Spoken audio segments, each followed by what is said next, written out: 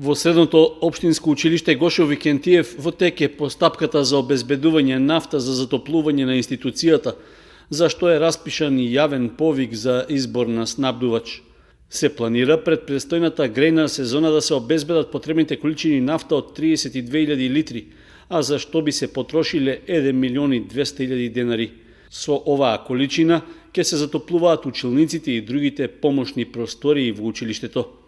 Во јавниот повик е нагласено дека количините се максимални, а квалитетот треба да одговара на правилникот за квалитет на течни горива. Средното училиште од Кочани, кое се јавува како нарачител на услугата, се обврзува плаќањето на испорачаните количини да биде во рок од 30 дена.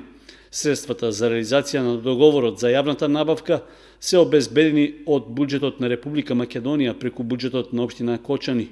Рокот за пријавување на јавниот тендер за јавна набавка трае до 8 октомври и доколку нема пречки во постапката, истата би требало да се реализира до крајот на овој месец.